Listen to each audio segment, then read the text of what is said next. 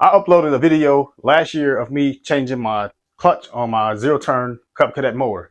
So today, this is an actual video of me doing the whole work. I should have made a video on how I did it just to help other people that may be having a similar problem. This channel is Page Solutions, and I do this to help other people find solutions for their problems, yet alone the problems that I will have in my own life.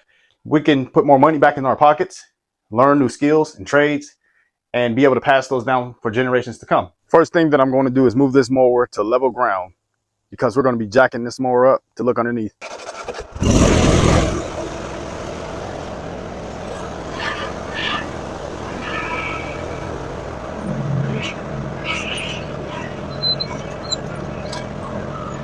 Before you begin to do any type of repair, you always want to do your safety measures first. So we're going to be disconnecting the battery. Last year, I replaced this PTO clutch. I was no longer able to get the blades to rotate. So after doing some research, found out that this was the problem. This is a Cup Cadet ZT142.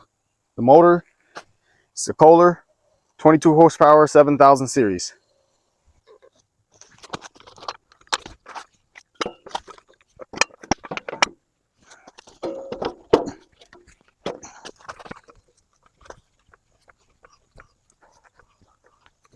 If you don't have any fancy type of jacks for your mower, this is how jack binds up, putting a block underneath my regular car jack.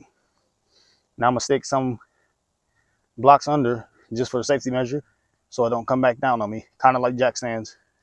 So instead of finding some blocks, because I couldn't find them with the height and I didn't want to jack it any higher than what I needed to, I went on and grabbed my car jacks.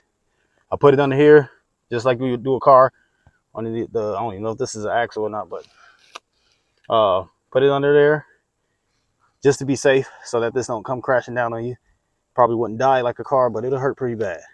So now that you've already disconnected the battery so that this baby don't magically come on while you're servicing it, there's some parts that needs to come off in order to replace this. I didn't have to loosen up any torque or anything. I just grabbed one in, pulled it off, and I'm just letting it sit on top of here because I really don't want it to come undone. So now that I got that off, the next thing you need to get off is this bracket right here that is holding this clutch in place right here. This stops it from spinning. This will rotate to stop it from spinning once you hit your PTO button, which is right here, this thing.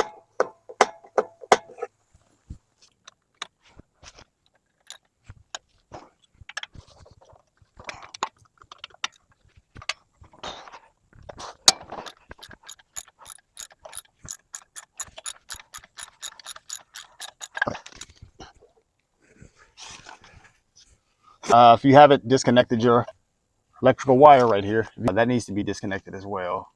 Almost forgot that part. Along with the battery, disconnect your electrical wire, all the electrical components. Got that off. Set it aside out the way. There's a bolt up here that needs to come off. You might want to take a picture of this. If I can remember, I had a hard time remembering exactly how this went.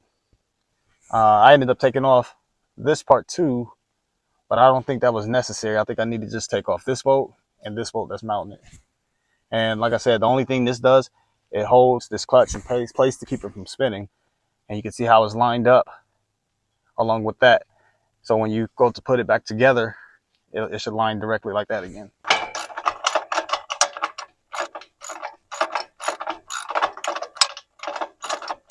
That comes off like that. This is what this looks like.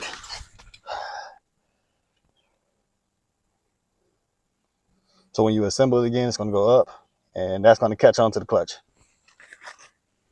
Now that you got that off, you're able to take this bolt off right here.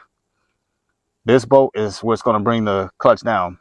You can see this spins freely now that that part is off of there. And this is how, like I said, my clutch wasn't rotating when I would engage. The PTO wouldn't rotate and the blades wouldn't spin. The motor worked just fine. It had nothing to do with the motor. It had everything to do with this part right here. You can, when you go to get your new part, make sure you match up everything that it matches. I did have to send one back because it wasn't the right size.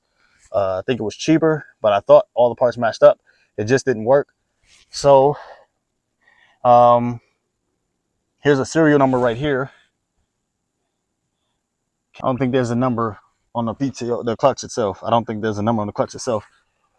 But make sure that your wires are the same, where you're able to connect the 2 ports. This is what my connector looks like. That's going to my PTO. This is what engages it. This is actually connected to the motor, and this gets the wheels to go. This is connected to the blades, and that causes the blades to turn. So collectively, with the motor to the wheels to the blades, that's how that works.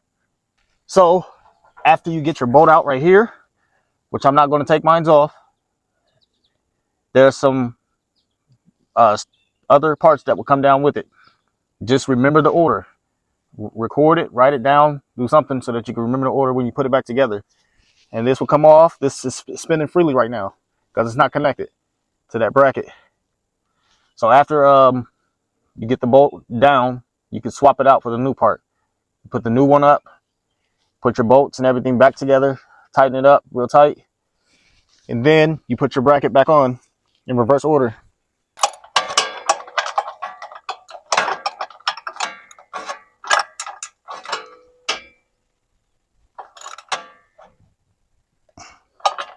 Okay, got everything tight. This bolt right here is back tight. This is tight. This is lined up. This is no longer spinning. Connect my wire back together, and then my belt. Just grabbing one end, making sure that it's going around each of the pulleys like it's supposed to. Pulling it. Okay. Okay, grab my jacks from underneath. Just double checking. Wires connected. Bolts are on. Belt's on. Put the battery back on. Make sure she fires up.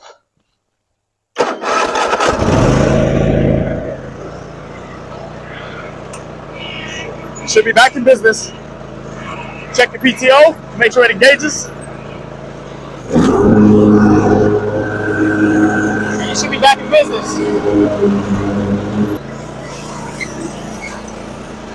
The only thing I ask for this channel is to give this video a thumbs up, especially if this video is helping you, saving you money. And also share this video with someone else who may be having a similar problem, or someone you know has a zero turn and may be having a problem with theirs. Thank you again for tuning in for another video. Good luck on your project, and I'll see you in the next one.